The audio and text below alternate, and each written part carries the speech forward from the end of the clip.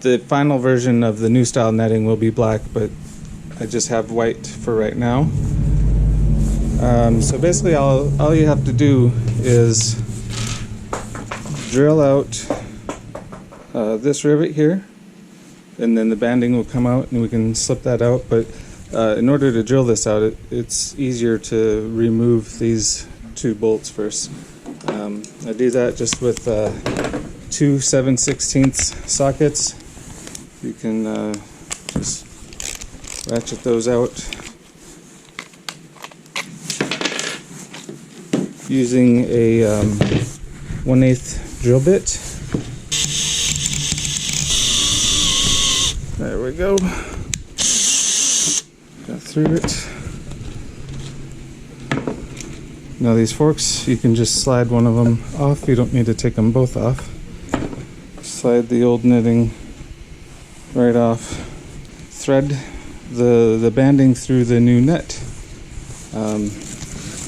You can do it just by working the banding through, but it can be kind of tedious because it can go through these holes easily. I just have a little PVC pipe handy here, so I can use that as my threader. I'm just going to slide the end of this banding in here, just threading it through, almost there. Alright, so we got the banding threaded through the new net. And now let's put the other fork back on. It can push through and stab your hand, because sometimes it can take some force to push this fork on. So what I recommend is holding it where your hand is not anywhere near the outside of the fork.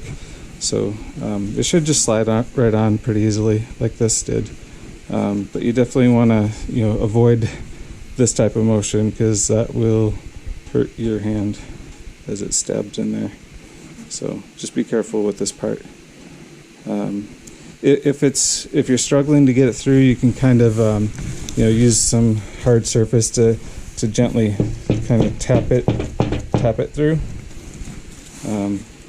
But otherwise, it should just slide right through. The new fastener here, so slide that in on one side and the other side of the banding in from the other side. Those are lined up.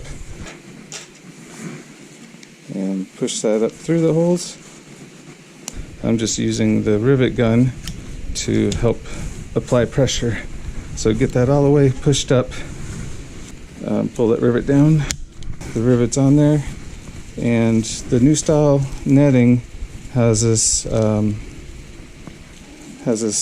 fastener here that will go around the banding. So it's important to put this on, because if you don't, when you land a fish, the net could just slide right down the hoop. Alright, I'll flip that over and nuts back on. Grab my 7/16 sockets again and snug these down. Don't over tighten this. They don't need to be tight. They just need to be snug. Let's do this one too. Just snug. So, alright. Now, so that's basically it. The net is on. We got the fastener on. So this extra piece here, this is going to be a tether. This is still in development. I need to come up with a fastener.